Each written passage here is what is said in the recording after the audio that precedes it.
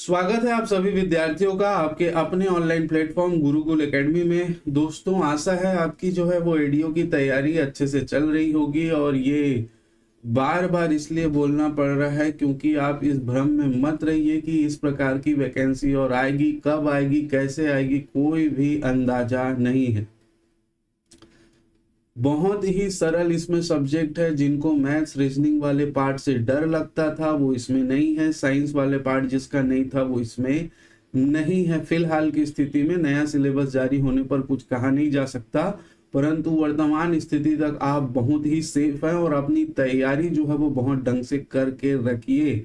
आप अपना लेवल देखिए दोस्तों। 1.5 से 2 लाख फॉर्म भरने वाले और 200 पोस्ट, तो किस पानी में है आप देख लीजिए, है ना।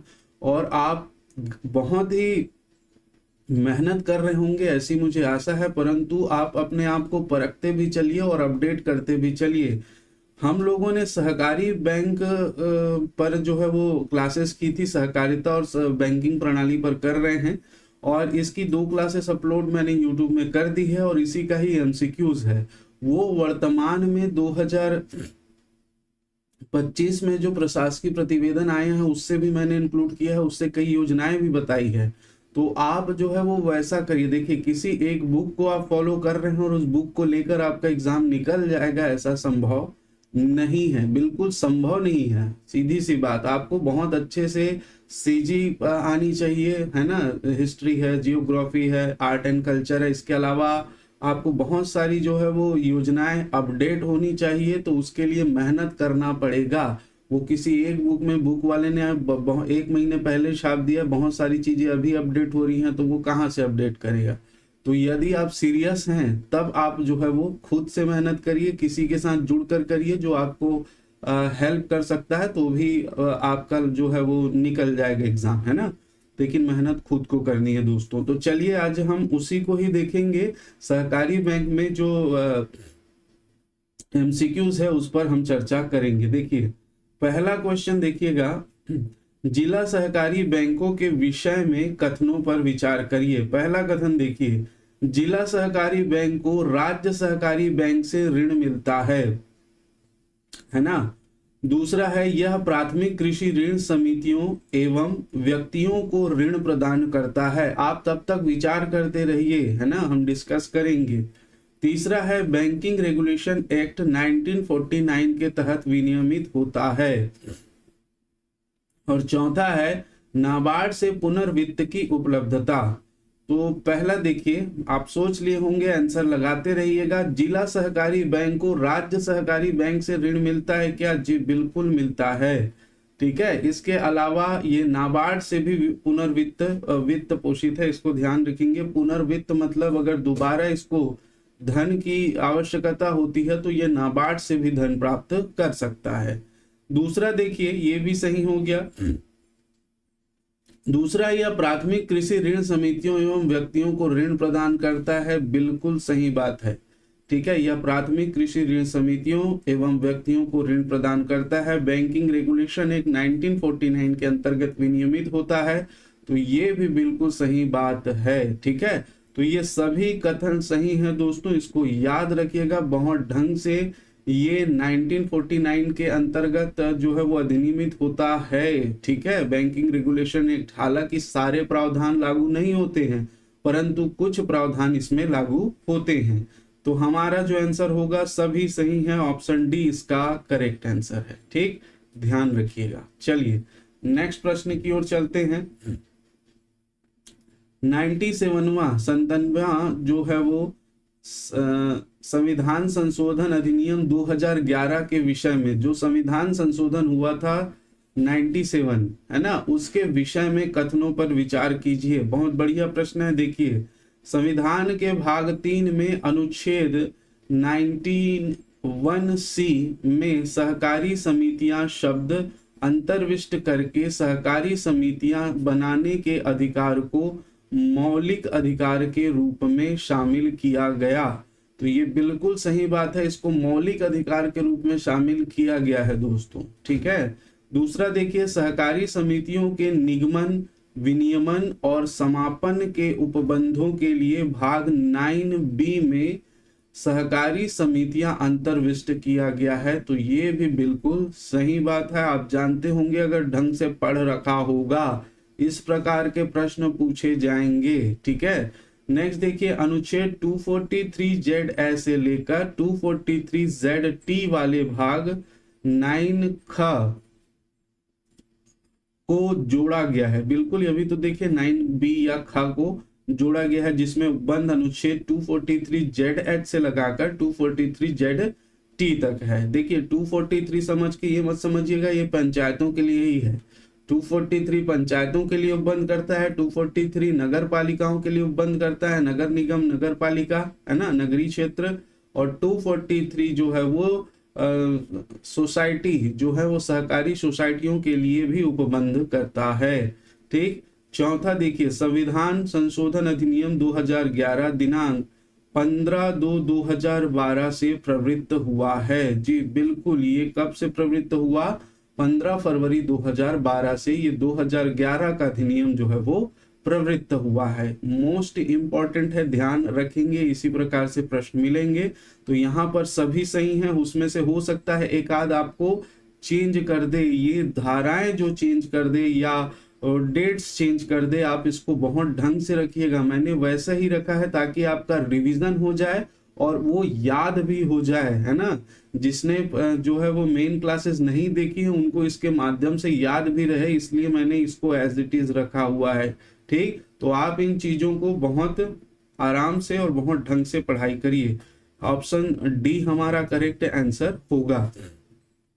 आपको इसका पीडीएफ चाहिए होगा तो टेलीग्राम लिंक नीचे दिया हुआ है, वहां ज्वाइन कर सकते हैं, वहां पर इसका पीडीएफ जो है वो अपलोड कर दिया जाएगा। ठीक है, चलिए नेक्स्ट क्वेश्चन है, निम्न कथनों पर विचार करिए। पहला, प्राथमिक कृषि साख समिति ग्राम स्तर पर कार्य करती है।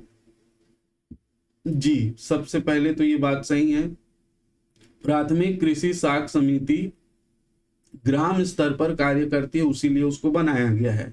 पहली बात देखिए, बहुत ढंग से समझिएगा, है ना। ये सभी को कृषि कार्यों के लिए अल्पकालिक ऋण प्रदान करती है। तीसरा, यह जमा स्वीकार करती है तथा ऋण प्रदान करती है। चौथा है, यह आरबीआई द्वारा नियंत्रित होते हैं। देखिए पहला स्टेटमेंट बिल्कुल सही है दोस्तों। दूसरा देखिए, ये सभी को कृषि कार्यों के लिए अल्पकालिक ऋण प्रदान करती है, स्टेटमेंट गलत है। ठीक है, ये सभी को कृषि कार्यों के लिए ऋण प्रदान नहीं करती, ये केवल अपने सदस्यों को कृषि कार्य के लिए अल्पकालिक ऋण प्रदान करती है, इसको ध्यान रखिएगा। हालांकि मैं बता दूं, कुछ समय पहले, आई थिंक मुझे याद आ रहा है 2017 से पहले ये जो है वो सभी व्यक्तियों को इस प्रकार का ऋण देता था। उसके बाद लेकिन आरबीआई ने इस पर प्रतिबंध लगा दिया कि आप हमारे द्वारा रेगुलेट नहीं होते हैं, बैंकिंग व्यवस्था के तहत रेगुलेट नहीं होते हैं, इसीलिए आप किसी अन्य व्यक्ति को जो है वो लोन नहीं दे सकते हैं, है ना। इसको प्रतिबंध लगा दिया गया था, तो इस कारण से ये अपने सदस्यों को ही अल्पकालिक ऋण प्रदान करता है, इस बात को ध्यान रखिएगा। यह जमा स्वीकार करती है तथा ऋण प्रदान करती है, बिल्कुल सही है ये स्टेटमेंट। यह आरबीआई द्वारा नियंत्रित होती है, बिल्कुल नहीं, इसीलिए आरबीआई ने इस पर प्रतिबंध लगाया था, इसको ध्यान रखिएगा। यह आरबीआई द्वारा प्रतिबंधित नियंत्रित नहीं होती है। ठीक है, तो ये भी स्टेटमेंट गलत है। तो कौन सा सही होगा? 1 और 3 स्टेटमेंट हमारा सही है, तो कथन 1 व 3 सही है, ऑप्शन ए ही हमारा करेक्ट आंसर होगा। क्लियर है, याद रखिएगा, क्योंकि इस प्रकार से जो प्रश्न है वो आपको फंसा सकते हैं दोस्तों। ठीक, नेक्स्ट देखिए, वर्तमान में प्रदेश में कुल कितनी प्राथमिक कृषि साख समितियां जो है वो कार्यरत हैं? प्राथमिक कृषि साख समितियां कार्यरत हैं, तो ये ध्यान रखेंगे 2058। ये प्राथमिक कृषि साख समिति को ही दोस्तों पैक्स कहा जाता है, प्राइमरी एग्रीकल्चर क्रेडिट सोसाइटी, इसको भी याद रखेंगे, फुल फॉर्म पैक्स, है ना, ध्यान रखेंगे। तो वर्तमान में प्रदेश में कुल कितनी प्राथमिक कृषि साख समितियां संचालित है? 2058। ठीक है, कितनी संचालित हैं? 2058। और आपसे दूसरा प्रश्न है कि इंडिया में, है ना, अभी जारी हुआ प्रतिवेदन के अनुसार इंडिया में कुल कितनी प्राथमिक साख समितियां संचालित है, इसको आप बताइएगा। भारत में कुल कितनी जो है वो प्राथमिक कृषि साख समिति संचालित है। ठीक है, तो इसका आंसर हो जाएगा ए। चलिए आगे बढ़ते हैं। राज्य शासन द्वारा कृषि ऋणों के ब्याज दरों में वर्षवार, जो राज्य शासन कृषि ऋणों में जो ब्याज देती है ना, उस ब्याज लगाती है, उसमें लगातार क्या हुई है, बढ़ोतरी हुई है। ए देखिए लगातार बढ़ोतरी की गई है, बी देखिए लगातार कमी की गई है, सी देखिए कभी कमी व कभी बढ़ोतरी की गई है, डी देखिए स्थिर रखी गई है। तो इस प्रकार के क्वेश्चन बहुत ज्यादा फेवरेट हैं व्यापम के। ठीक, तो क्या किया गया है, तो ध्यान रखेंगे लगातार कमी की गई है दोस्तों, है ना, लगातार कमी की गई है। ये देखिए यहाँ पर हम देखें तो 2004-05 से 2005-06 तक जो ब्याज था वो 9% लिया जाता था कृषि ऋणों पर।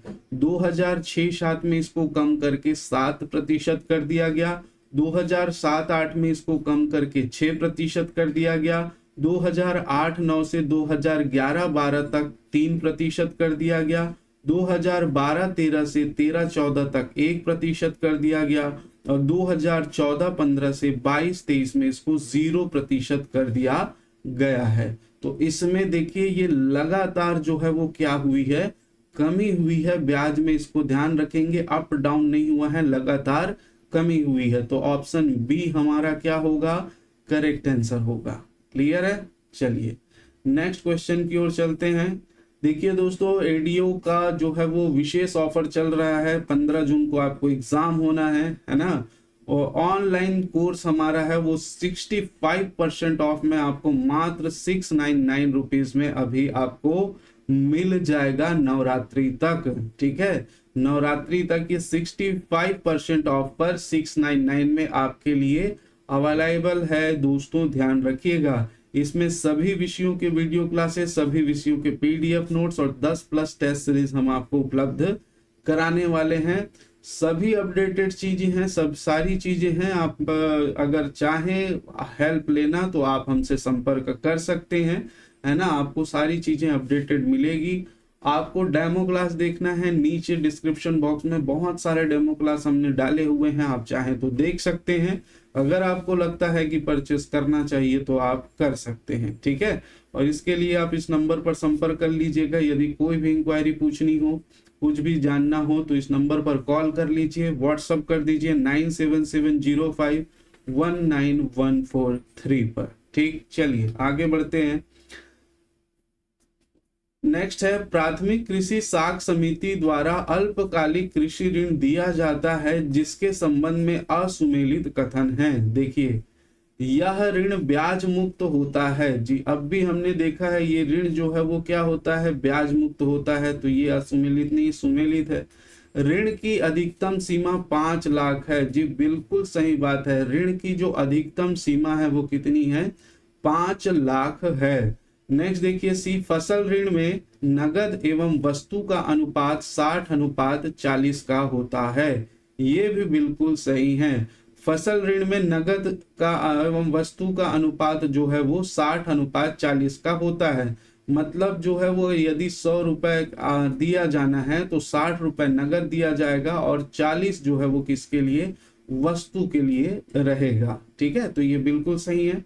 नेक्स्ट देखिए, कृषकों को प्राथमिक कृषि साख सहकारी समितियों के माध्यम से दिनांक 1/4/2015 से ब्याज मुक्त अल्पकालिक कृषि ऋण उपलब्ध कराया जा रहा है। तो ये गलत है। कब से कराया जा रहा है, 1/4/2014 से जो है वो कराया जा रहा है। ठीक है, इससे पहले ही हमने जो है वो देखा था। देखिए 14-15 से जो है वो 22-23, तो 14 में स्टार्ट हो गया था, 14-15 वित्तीय वर्ष वाले में। ठीक है, तो यहाँ पर 2014 से कराया जा रहा है, इसीलिए यही जो स्टेटमेंट है वो क्या है, असुमेलित है और यही है हमारा आंसर। आपको बारीकी से चीजें पकड़नी होगी दोस्तों। नेक्स्ट देखिए, प्राथमिक कृषि साख समिति द्वारा अल्पकालिक कृषि ऋण दिया जाता है, निम्न में से किस एक ऋण प्रावधान के लिए ब्याज लिया जाता है। ठीक है, किस एक प्रावधान के लिए ब्याज लिया जाता है या ऋण के लिए ब्याज लिया जाता है। तो गौ पालन हेतु ऋण के लिए, लाख पालन हेतु ऋण के लिए, मत्स्य पालन हेतु ऋण के लिए या उद्यानिकी हेतु ऋण के लिए। देखिए उद्यानिकी हेतु ऋण के लिए 3 लाख तक का ऋण दिया जाता है प्राथमिक कृषि साख समिति द्वारा 0% की ब्याज दर पर। किसकी? 0% की ब्याज दर पर। मत्स्य पालन के लिए ऋण दिया जाता है 3 लाख तक का, और ये भी होता है दोस्तों 0% ब्याज दर पर, है ना, 0% ब्याज दर पर। लाख पालन के लिए जो ऋण दिया जाता है वो भी 0% ब्याज दर पर होता है। गौ पालन के लिए जो ऋण दिया जाता है दोस्तों 2 लाख तक का ऋण जो है वो कितना, 1% की ब्याज दर पर दिया जाएगा, और 2 से 3 लाख तक का जो ऋण है उसके लिए 3% की ब्याज दर लगती है। ठीक है, तो इसको आप लोग ध्यान रखेंगे। मोस्ट इंपॉर्टेंट क्वेश्चन का आंसर होगा गौ पालन हेतु ऋण पर जो है वो ब्याज लिया जाता है। ठीक, चलिए नेक्स्ट क्वेश्चन देखें। प्राथमिक कृषि साख समिति द्वारा वित्तीय वर्ष 2023-24 में कृषकों को लक्ष्य से कितने प्रतिशत ज्यादा अल्पकालिक कृषि ऋण प्रदान किया गया है? ठीक है, तो अल्पकालिक कृषि ऋण प्रदान किया गया है 2023-24 की बात की जा रही है। लक्ष्य जितना था उससे ज्यादा, मतलब 100% से ज्यादा। कितना? तो ऑप्शन सी आप याद रखेंगे 14.65%। कितना? 14.65%। प्राथमिक कृषि साख समिति द्वारा वित्तीय वर्ष में दोस्तों आप देखिएगा 2023-24 में जो लक्ष्य था वो 7,000 करोड़ रुपए ऋण का वितरण का लक्ष्य था, और इससे लक्ष्य से ज्यादा 8,025 करोड़ रुपए जो है वो क्या किया गया है, वितरित किया गया है, जो जिसमें 15.23 लाख कृषक लाभान्वित हुए। तो 114.65% टोटल ऋण बता। तो ज्यादा कितना है? तो 114 में 100 घटा दीजिए, 14.65% लक्ष्य से ज्यादा जो है वो अल्पकालिक कृषि ऋण प्रदान किया गया है। ठीक है, ध्यान रखिएगा। नेक्स्ट चलिए प्रश्न 9। वर्ष 2024-25 में अग्रिम के सकल राज्य घरेलू उत्पाद स्थिर भाव पर के अग्रिम अनुमान में बैंकिंग क्षेत्र का योगदान कितने लाख रुपए अनुमानित है 2024-25 आने वाले समय में, है ना। तो ये SGDP में, सकल राज्य घरेलू उत्पाद में बैंकिंग क्षेत्र का योगदान कितना अनुमानित है? तो इसको ध्यान रखेंगे। ऑप्शन ए 9,29,472 लाख रुपए अनुमानित है। कितना? 9,29,472 लाख रुपए अनुमानित है। और ये क्या है दोस्तों? तो ये 2,82,949 करोड़ अभी तक हमारे छत्तीसगढ़ के बैंकों में क्या है, ये जमा राशि है। छत्तीसगढ़ के बैंकों की ये कुल जमा राशि कितनी है? तो 2,82,949 करोड़। इसका आंसर होगा ऑप्शन ए। तो ये जो एक्स्ट्रा है उसको भी आप ध्यान रखिएगा। ठीक है, चलिए देखिए यहाँ पर देखिए राज्य सकल घरेलू उत्पाद में बैंकिंग सेक्टर का हिस्सा अब क्या उसका पूछा है 24-25 का। तो देखिए कितना भागीदारी या हिस्सेदारी कितनी है? 9,29,472। ठीक है, 9,29,472 किसमें है? लाख में। और प्रतिशत वृद्धि की बात करें दोस्तों तो 2023-24 में इसमें हिस्सेदारी में जो प्रतिशत वृद्धि हुई वो 7.69 की, और 24-25 में हुई है 6.43 की। अगर हिस्सा प्रतिशत की बात करें, प्रतिशत टोटल में कितना हिस्सा रहा है बैंकिंग सेक्टर का, तो 3.05% रहा है पूरे राज्य के सकल घरेलू उत्पाद में। और 2024-25 में बात करें तो 3.03% रहा है सकल घरेलू उत्पाद में बैंकिंग सेक्टर का हिस्सा। ठीक है, तो इसको आप ध्यान रखिएगा। चलिए अगले प्रश्न की ओर चलते हैं। Question number 10। वित्तीय वर्ष 2023-24 में प्राथमिक क्षेत्र के तहत दिए जाने वाले ऋण में कितने प्रतिशत वृद्धि दर्ज की गई है। तो प्राथमिक क्षेत्र के अंतर्गत दिए जाने वाले ऋण में कितने प्रतिशत की वृद्धि दर्ज की गई है दोस्तों, तो इसे याद रखेंगे 19.69% की जो है वो वृद्धि दर्ज की गई है प्राथमिक क्षेत्र में। ठीक है, प्राथमिक क्षेत्र में कितनी वृद्धि दर्ज की गई है, एक मिनट मैं आपको दिखा देता हूं। प्राथमिक क्षेत्र में जो वृद्धि दर्ज की गई है 19, ये देखिए ये पूरा चार्ट है, इस चार्ट को याद रखेंगे आप लोग, मोस्ट इंपॉर्टेंट है ना, ये लेटेस्ट अपडेटेड है तो आपको ये मिल जाएगा। प्राथमिक क्षेत्र में जो ऋण दिया गया है उसमें वृद्धि हुई है कितनी, 19.69%। ठीक है, तो इसे आप ध्यान रखिएगा, ऑप्शन डी हमारा जो है वो क्या हो जाएगा, करेक्ट आंसर होगा। ठीक, चलिए, तो ये दोस्तों जिन विद्यार्थियों को का सीजीजीएस क्लियर है, जिन विद्यार्थियों का हिंदी क्लियर है, उनके लिए ये विशेष ऑफर है जिसमें आपको पंचायती राज व्यवस्था, आजीविका मिशन और ग्रामीण विकास की योजनाएं जो है वो 30% ऑफ पर नवरात्रि तक 499 में आपको मिल जाएगा। इसमें सभी विषयों के जो है वीडियो क्लासेस रहेंगे और पीडीएफ नोट्स आपके लिए अवेलेबल रहेगा, जिसको डाउनलोड करा सकते हैं, डाउनलोड कराकर आप प्रिंट आउट कराकर पढ़ सकते हैं। ये फीस रहेगा इसमें 97705191 सॉरी, ये जो नंबर है दोस्तों, इस नंबर पर आप संपर्क कर सकते हैं, कॉल कर सकते हैं या व्हाट्सअप कर सकते हैं 9770519143, मात्र 499 में ये अवेलेबल है।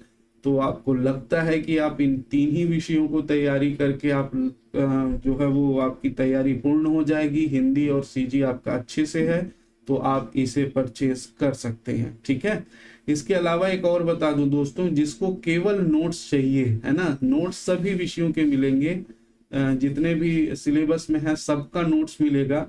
तो नोट्स के लिए 199 रुपीज में आपको सारे नोट्स मिल जाएंगे, जिसको आप क्या है डाउनलोड करके पढ़ सकते हैं। इसके लिए आप डिस्क्रिप्शन बॉक्स में गुरुकुल एकेडमी के ऐप का लिंक है, लिंक डाउनलोड करके रजिस्टर कर लीजिए। रजिस्टर करने के बाद जैसे ही कोर्स ऑप्शन पर आप क्लिक करेंगे, ये तीनों बैचेस मिल जाएंगे। आप नोट्स परचेस कर सकते हैं, तिरंगा बैच परचेस कर सकते हैं, और जिसको फुल कोर्स चाहिए तो वो भी परचेस कर सकते हैं। ठीक है, चलिए आगे चलते हैं। नेक्स्ट देखिए, वित्तीय वर्ष 2023-24 में छत्तीसगढ़ के बैंकों में कुल जमा राशि में कितने प्रतिशत वृद्धि हुई है। तो छत्तीसगढ़ के बैंकों में जमा राशि में दोस्तों ध्यान रखेंगे 19.94% की वृद्धि हुई है। 2023-24 की बात की जा रही है। आगे हम देखते हैं, देखिए कुल जमा राशि में कितने प्रतिशत की वृद्धि, 18.94। देखिए 2,37,871 मार्च 2023 में था, और मार्च 2023 में 2,82,949, तो इसमें 18.94% की वृद्धि दर्ज की गई है। बैंकों की संख्या 47 है मार्च 2023 में, 24 में भी 47 है। शाखाओं की संख्या 3,338 थी, जो बढ़कर 3,412 हो गई है। एटीएम की संख्या इसमें भी कितनी बढ़ी है आप दे सकते हैं, एटीएम की संख्या में भी बढ़ोतरी हुई है। कुल जमा राशि, कुल अग्रिम राशि में भी बढ़ोतरी हुई है, और ये सारा जो है वो डाटा आपके लिए महत्वपूर्ण है, तो इसे आप ध्यान रखिएगा। अगर पीडीएफ चाहिए होगा तो पीडीएफ दोस्तों मैंने पहले ही बताया है आपको, टेलीग्राम लिंक नीचे है, वहां से आप डाउनलोड कर सकते हैं, या व्हाट्सएप लिंक है वहां से भी आप डाउनलोड कर सकते हैं। ठीक है, चलिए आगे चलते हैं। क्वेश्चन नंबर 12, सहकारी बैंक की विशेषताओं में शामिल नहीं है। ठीक है, पहला वित्तीय समावेशन, जी वित्तीय समावेशन बिल्कुल शामिल है। जो ग्रामीण लोगों का वित्तीय समावेशन किया गया सहकारी बैंकों के द्वारा ही उनको जो है वो जोड़ा गया था, है ना। तो ये वित्तीय समावेशन बिल्कुल इसकी विशेषता है। ग्राहक का स्वामित्व, बिल्कुल सहकारी बैंक में जो ग्राहक होते हैं, है ना, जो सदस्य होते हैं वही इसके स्वामी या मालिक होते हैं, ये भी हमने देखा है। लाभ आधारित संस्था, जी नहीं, ये बिल्कुल लाभ आधारित संस्था नहीं है, ये सेवा आधारित संस्था है। क्या है, सेवा आधारित संस्था है। ठीक है, लाभ आधारित संस्था नहीं है, ये सेवा देने के लिए इसका गठन किया गया था। लोकतंत्र है जो बिल्कुल, उसमें जो सदस्य होते हैं सभी सदस्यों का वोट उसमें गिना जाता है और सभी मिलकर ही निदेशक मंडल का चुनाव करते हैं। तो इसमें जो लोकतंत्र है, पारदर्शिता है, वो बिल्कुल है, चाहे वो कोई भी हो शेयर धारक है, इसका मतलब वो वोट दे सकता है। तो हमारा जो आंसर होगा वो होगा सी शामिल नहीं है, यही इसका जो होगा वो करेक्ट आंसर होगा। ठीक है, चलिए अगले प्रश्न की ओर। नेक्स्ट है कोऑपरेटिव क्रेडिट सोसाइटी अधिनियम 1904 किस समिति की सिफारिश पर अधिनियमित किया गया। देखिए दोस्तों, 1904 को आपको याद रखना है और 1912, ये दो है तो विशेष महत्वपूर्ण है। तो किसकी सिफारिश पर लागू किया गया? एफ निकोलसन है, एडवर्ड लॉ है, जॉनसन है, मैडम चार्ल्स। तो यहाँ पर ध्यान रखेंगे एडवर्ड लॉ की सिफारिश पर जो है वो इस समिति की सिफारिश पर इसे अधिनियमित किया गया या इसको जो है वो लाया गया था। ठीक है, कोऑपरेटिव क्रेडिट सोसाइटी अधिनियम 1904 है ना। एफ निकोलसन को आप जानते हैं दोस्तों, आगे हम इसके संबंध में बात करेंगे। सहकारी बैंक के विषय में कथनों पर विचार करें। पहला देखिए, सहकारी बैंक कितने भी शेयर जारी कर सकती है? जी, सहकारी बैंक जो है वो कितने भी शेयर क्या कर सकती है? जारी कर सकती है, बिल्कुल सही बात है। एक शेयर होल्डर को एक वोट गिना जाता है, जितना शेयर उतना वोट गिना जाएगा। जी नहीं, ये गलत है दोस्तों।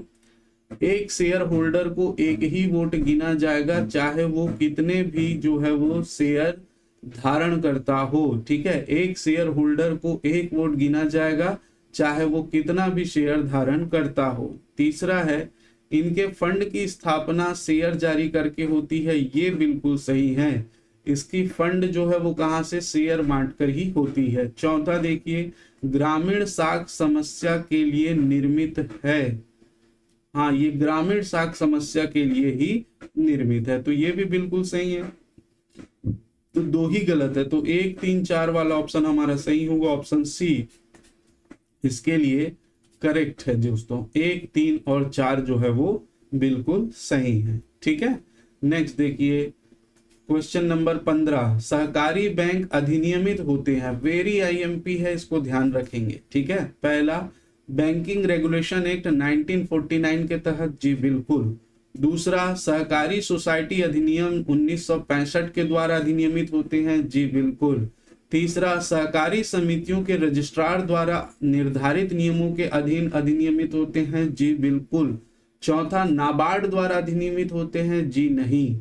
ठीक है, इसका सही आंसर होना चाहिए, मैं बता रहा हूं, नाबार्ड जो है दोस्तों सुपरवाइजरी करती है। ठीक है, इन समितियों की सुपरवाइजरी जो कमिटी वो नाबार्ड है, ना कि नाबार्ड द्वारा ये रेगुलेट होती है। इसको ध्यान रखेंगे, ये रेगुलेट बैंकिंग रेगुलेशन एक्ट 1949 के तहत, सहकारी सोसाइटी अधिनियम 1965 के तहत, और सहकारी समितियों के रजिस्ट्रार जो राज्य में होते हैं उनके द्वारा जो निर्धारित नियम बनाए जाते हैं उसके द्वारा अधिनियमित होती है। नाबार्ड एक सुपरवाइजरी कमेटी है, इसको ध्यान रखेंगे। सुपरवाइज करती है, देखती है कि वो सही ढंग से काम कर रहा है कि नहीं, उसको वित्त की जरूरत है नहीं, लेकिन नाबार्ड द्वारा जो है अधिनियमित नहीं होती है। ये इसका सटीक आंसर होगा।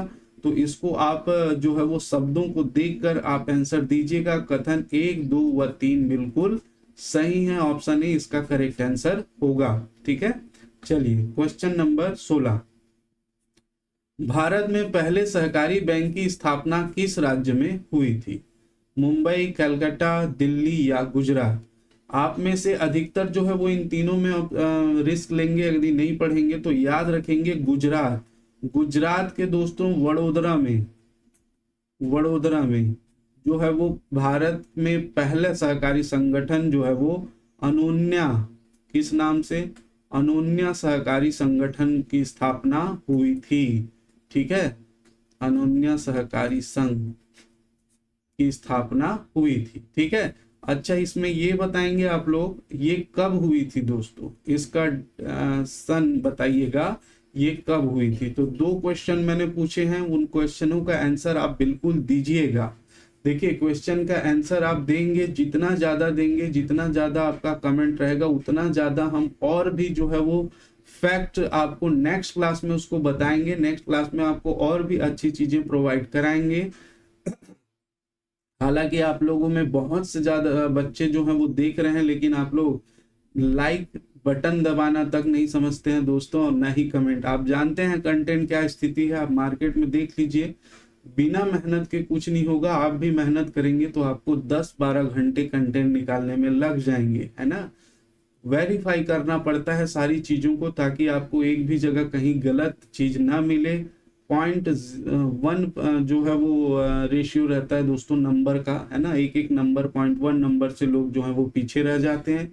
तो हमारी मेहनत सिर्फ आप क्या करिए, लाइक कर दीजिए और कमेंट कर दीजिए।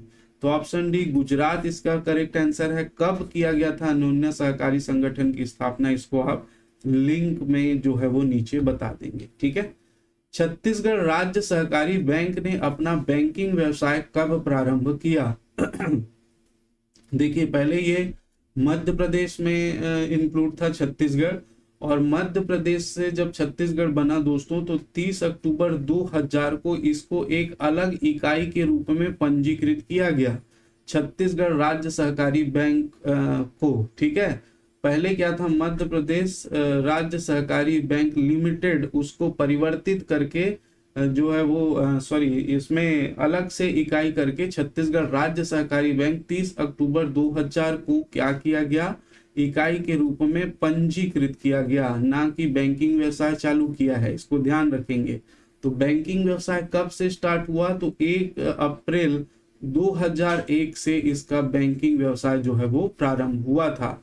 तो ऑप्शन बी इसका हमारा करेक्ट आंसर होगा, ठीक है। तो ऑप्शन बी आप ध्यान रखिएगा। चलिए नेक्स्ट क्वेश्चन, विश्व में सहकारी आंदोलन के संस्थापक माने जाते हैं। इसमें ध्यान रखेंगे, एक विश्व में, एक भारत में, और एक जो है वो छत्तीसगढ़ में। विश्व में माने जाते हैं दोस्तों रॉबर्ट ओवेन।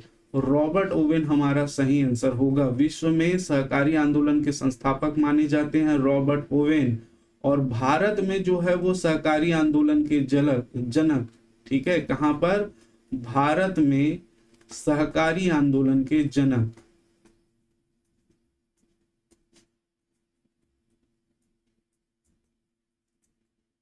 सहकारी आंदोलन के जनक कौन है, तो एफ निकोलसन को माना जाता है। किसको माना जाता है, एफ निकोलसन को माना जाता है। और छत्तीसगढ़ की यदि बात करें, छत्तीसगढ़ में तो ठाकुर प्यारेलाल को, किसको, ठाकुर प्यारेलाल को जो है वो माना जाता है सहकारिता के जनक के रूप में, ठीक है। तो इसे भी याद रखेंगे, ठीक। तो यहां पर इसका आंसर होगा रॉबर्ट ओवेन, है ना। चलिए आगे चलते हैं। अंतरराष्ट्रीय सहकारी गठबंधन ICA की स्थापना कब हुई थी? तो अंतरराष्ट्रीय सहकारी संगठन ICA की स्थापना जो है वो ऑप्शन ए इसका करेक्ट है, 1895 में कहां पर हुई थी, लंदन में हुई थी, ठीक है। अंतरराष्ट्रीय सहकारी संगठन की स्थापना 1895 में लंदन में हुई थी, ठीक। नेक्स्ट देखिए क्वेश्चन नंबर 20, सहकारिता समितियां अधिनियम 1912, मैं बोला था कि इसको आप ध्यान रखेंगे, के संबंध में कथनों पर विचार कीजिए। पहला देखिए, साख क्षेत्र में सहकारी बैंकों ने स्वयं को केंद्रीय सहकारी बैंकों के रूप में बदल लिया था। तो ये बिल्कुल सही बात है दोस्तों, बदल लिया था। जो शहरी सहकारी बैंक थे वो केंद्रीय सहकारी बैंकों के रूप में बदल लिया था। प्राथमिक सहकारी समितियां और व्यक्तियों को उनके सदस्यों के रूप में लिया गया, जी बिल्कुल, आज भी वही प्रोसेस है ना। समितियां जो है व्यक्तियों को उनके सदस्यों के रूप में लिया। नेक्स्ट देखिए, इसी प्रकार नॉन क्रेडिट क्रियाकलाप भी सहकारिता के रूप में आयोजित किए गए, जैसे क्रय विक्रय संघ, विपणन समितियां और गैर कृषि क्षेत्र में हैंडलूम, बुनकर और अन्य शिल्पकार। देखिए 1904 में जो सहकारिता से संबंधित अधिनियम आया था दोस्तों, सहकारी क्रेडिट सोसाइटी अधिनियम 1904, उसमें जो मेन उद्देश्य था क्रेडिट, सिर्फ ऋण प्रदान करने के संबंध में वो कार्य कर सकते थे, ऋण से संबंधित, ठीक है। उसमें और कोई बैंकिंग गतिविधियां संचालित नहीं होती थी। तो 1912 में उसी को ही संशोधित किया गया और इस प्रकार नॉन क्रेडिट क्रियाकलाप भी, क्रेडिट तो करेंगे ही, इसके अलावा नॉन क्रेडिट क्रियाकलाप। अब नॉन क्रेडिट क्रियाकलाप मतलब किसी चीज का क्रय विक्रय करना, विपणन करना, ठीक है, गैर कृषि क्षेत्र में जो है वो रोज ऋण प्रदान करना, और भी बहुत सारी चीजों को इसमें जोड़ा गया। नॉन क्रेडिट सिर्फ लोन नहीं देगा, इसके अलावा भी बहुत सारे जो बैंकिंग कार्य होते हैं वो कार्य भी जो है वो इसके अंतर्गत किया जा सकेगा। तो ये मुख्य बात था, तो ये भी बिल्कुल सही है। चौथा देखिए, किसी भी समाज में ऋणदाता या किसी अन्य को पंजीकृत किया जा सकता है। बिल्कुल सही बात है, किसी भी समाज में कोई भी हो, ऋणदाता या किसी अन्य को भी पंजीकृत किया जा सकता है।